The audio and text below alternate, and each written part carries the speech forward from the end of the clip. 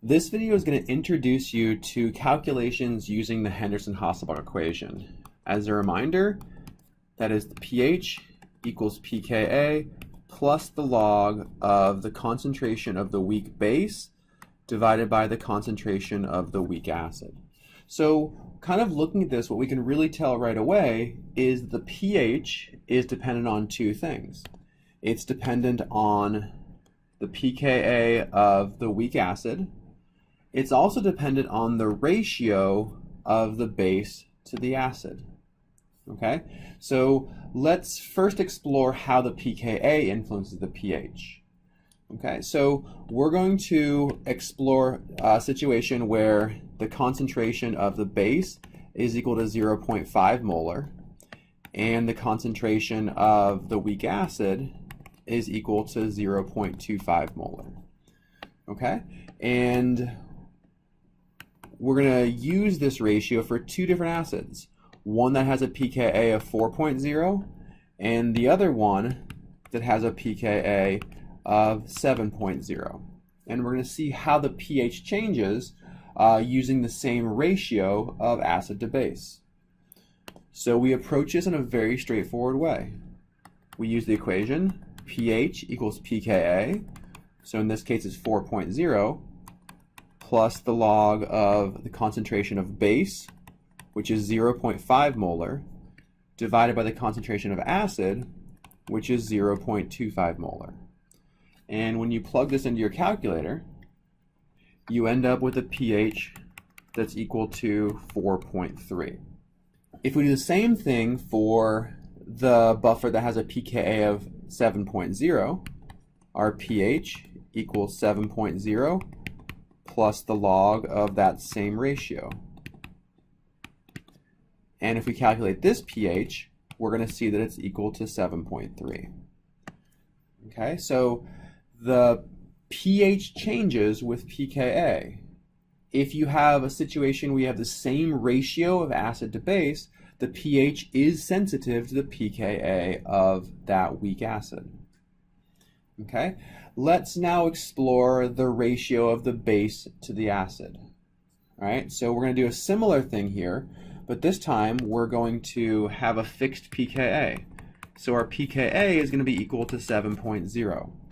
And we're going to test the pH if the concentration of base is equal to, let's say, the 0.5 molar, but the concentration of acid is equal to 0.1 molar.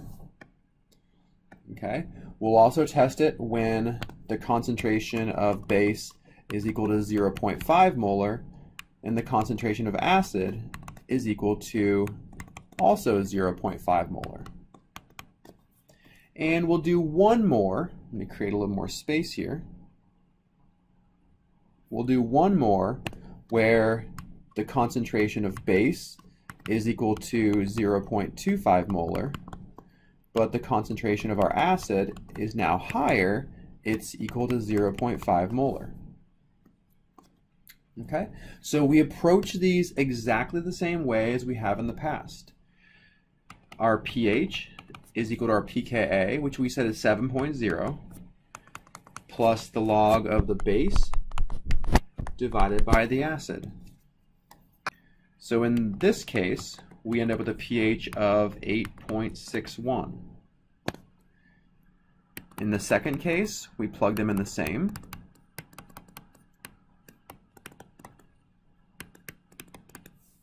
Okay. And we find out that our pH equals 7.0. And in the final situation, pH equals 7.0 plus the log of 0.25, that's a 2, divided by 0.5. And when we calculate the pH here, we find out that it's 6.70. Okay, so there's a lot that we can learn from this. First is just practice using the Henderson-Hasselbalch equation.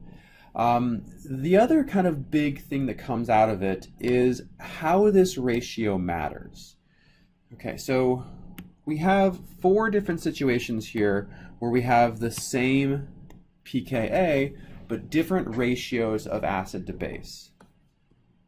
So one really important thing to note is that in this situation, the pH equals the pKa, right? The pKa of our acid was 7.0, and here we calculated that the pH is equal to that same value. And the reason for this is that under these conditions, when the concentration of the weak base is equal to the concentration of the weak acid, the pH will always be equal to pKa. And according to the equation, right, so if these two concentrations are equal, this value is 1, and the log of 1 is equal to 0. So pH equals pKa. Okay, so when the concentration of a weak base is equal to the concentration of a weak acid, that's when the pH is equal to the pKa. That's a really important piece of information to hold on to as we move into some more complicated aspects of the buffer chemistry. So in two situations, here and here, we have ratios of base to acid where we have more base than acid. So the concentration of base is larger than the concentration of the acid. And what you'll note here is the pH ends up being larger than the pKa. So when there's more base than acid, the pH is more basic than the pKa. But in the situation where the concentration of acid was larger than the concentration of base, well, now under these situations, we end up with pH that's lower than the pKa. Okay, and to just kind of like recap this in terms of a figure, if we think about this as a continuum, right in the middle of this continuum, we have the pH being equal to the pKa. And this happens when the concentration of base equals the concentration of acid. As we move below this and the pH is less than the pKa, well, this happens when the concentration of base is less than the concentration of acid.